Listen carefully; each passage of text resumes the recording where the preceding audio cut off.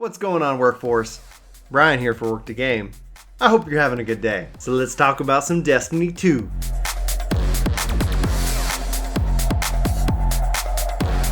So with Destiny 2 confirmed, I'm asking myself and the community questions about what they want the sequel to be. And whether you are a fan of the original, got burnt by it, or really have never played any of the game, today I just want to ask one question.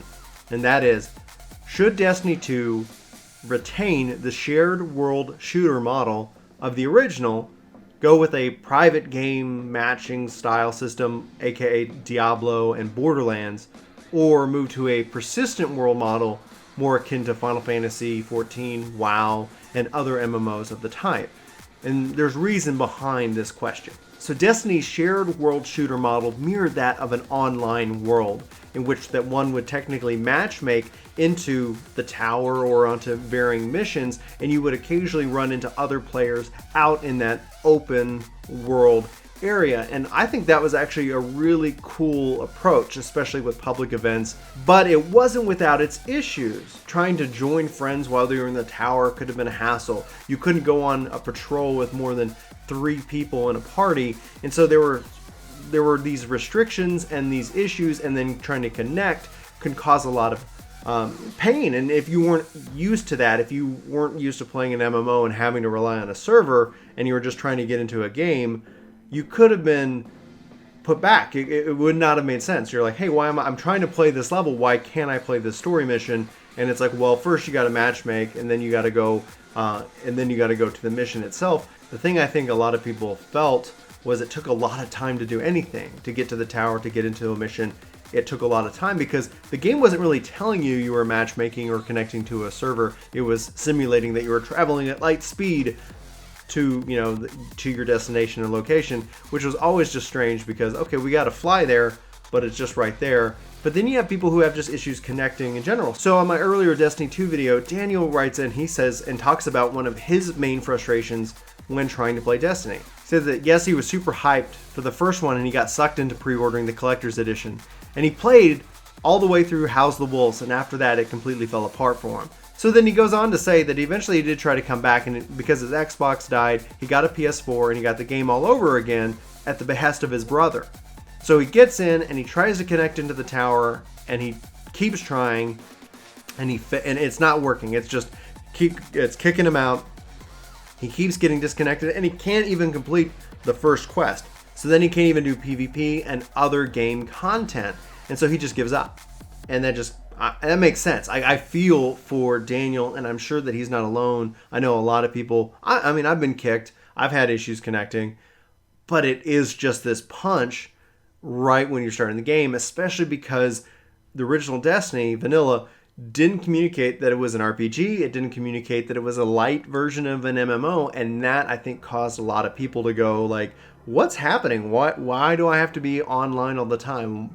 I was expecting, an offline game that had matchmaking for PvP, when it wasn't the case. So hopefully from a messaging perspective they can do better, but hopefully from a server architecture and game architecture, Destiny 2 can really deliver. So I've never experienced the issues that Daniel was talking about, in which he couldn't even complete that first quest. But I have experienced disconnects and frustrations with the game and just the amount of time it would take to do things. So at least they gave you the ability to kind of manage your inventory during that perspective. But I would love to see, and in my personal opinion, the persistent world model be what Destiny takes, where the servers are online. Yes, they're going to have to instance the zones because obviously you can't have 1 billion people in one zone, but you can bring forth the MMO that is hiding beneath the surface of Destiny and allow for more interaction with the community in and of itself, so that you would connect into a server, and the only, I guess, the real difference would be is when you're shifting from instances to zones. Hopefully the server and the network architecture is far better suited for that.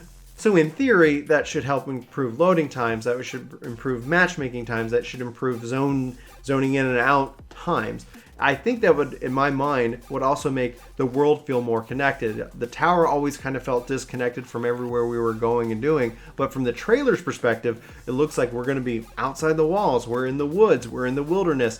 We've got camps and we've got the resistance that's trying to go and oppose the Cabal. So from a story and from a lore and from just a world perspective, for me, that's what I personally prefer, but I'd love to know what you think. And then lastly, the model like from Diablo or Borderlands 2, in which that you have your game, it's private to you, but then friends can jump in and join in. I think there's some strengths there. I think maybe more or less that's what people might have been expecting with original Destiny before they really got their hands on the game. But there's also the disconnect and the disadvantage that you lose from being connected, to having those public events, to having the world feel more than just you being a sole hero, and then there's a whole resistance. So you wouldn't be able to, unless you were able to matchmake into certain, specific types of content, you're not going to necessarily see the rest of the community or feel their impact, especially when you run by them in the tower and have a dance-off. Anyway, that's all just my opinion, and this isn't just the My Opinion show. This is this is a conversation. So let me know what you guys think, what you want from Destiny 2, especially when it relates to the server and the gameplay structure. Who knows? We don't know what we're going to get yet, and we're just, and yet my hype and excitement is still building for this game. I'm trying not to get overhyped. I'm trying to make sure that I temper my expectations, because these are just ideas in my wish list. So what's your wish list? What's your wish list for Destiny 2? What do you want out of the game, and what do you hope it delivers? Do you hope it delivers on the original promise, or what we might have thought that it would have been? Or do you hope that they really just re-engineer the entire the entire system and hopefully wow us? I always am rooting for companies, especially game makers, to be able to come and always have those real big games that are just so successful and mind-blowing. So anyway, thanks so much for watching. This is Work to Game, and my name's Brian. I hope you enjoyed this video, and I hope to see you in my next. But until then, take care. Thanks for watching. YouTube has a pretty cool video waiting for you over here. Our latest vlog is down below. For those of you new, subscribe is over here. And all of our other contact info is just right below me here. Thanks for watching.